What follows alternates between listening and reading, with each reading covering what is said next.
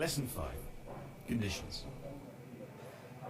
With other, slightly more complex templates, if we were to run the test case instances at this stage, most of them are likely to fail. The reason is because our test cases would contain contradictory validation steps for the same values. Some validations can only be verified if specific conditions are fulfilled. Let's return to the car analogy. We want to validate that a green car is automatic and a blue one is manual. This will be done in one test step. However, the test case will try to validate that the car had both automatic and manual transmission. Therefore, test cases will always fail. We can't have two competing validations in a single test case. To solve this, we will tell one validation to apply only with a green car, the other only with a blue car. This is achievable with conditions in Tosca. These conditions tell Tosca when and how to run those elements. By the end of this lesson, you'll be able to define what conditions are, know how and when to use conditions, set conditions on a template. To use a template and create multiple test cases from it, we will have to set conditions. These conditions can be set at different levels: test step folder, test step, and test step value level. Conditions instruct Tosca on when to use or not to use certain test steps, folders, or values. For example, a condition on a test step folder will act as a rule for when the content of the entire folder will be run. A condition on a test step value will just be applicable on that specific value. This means that we can test multiple paths with the same template. This is because we will specify that certain parts of our template are only run if they meet the specified prerequisites. For example, if 0 or a negative amount is selected during the shirt order process, then Tosca is instructed to skip the verification of the green success message when the test case is run.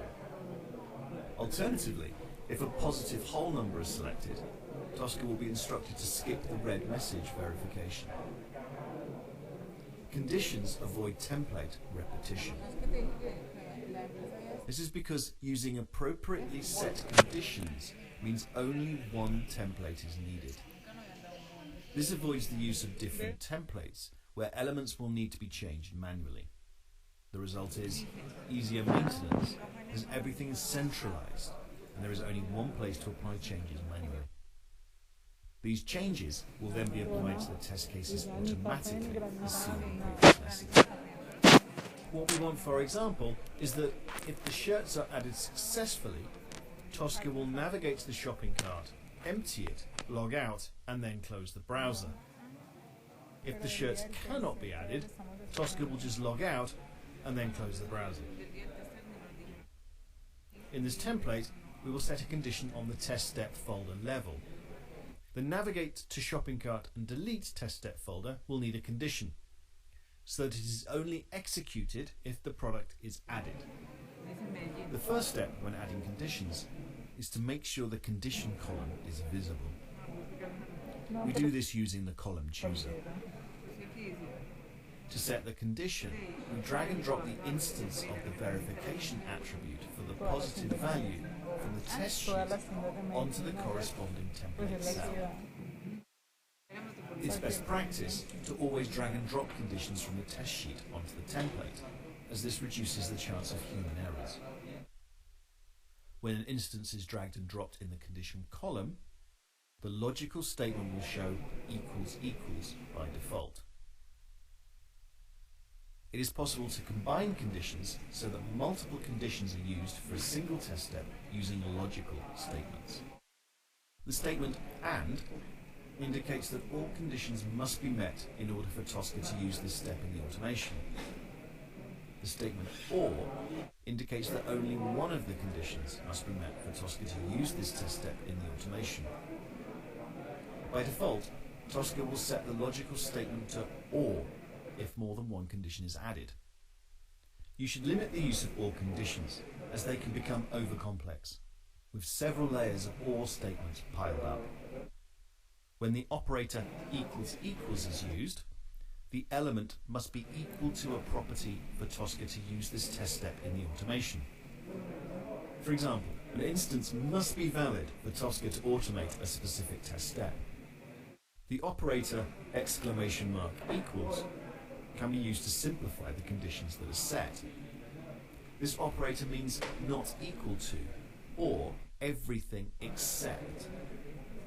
When we use this condition, the section on which it is applied is used every time, except when the two parameters of the condition are equal. For example, we have a class of students and a teacher preparing them for an exam. We want to apply a condition about who in the class can take the exam. The condition is, take the exam does not equal teacher. This condition means the only people who can take the exam are the students. This is an example of more complex conditions. This is a completed template that tests the payment process of the demo webshop.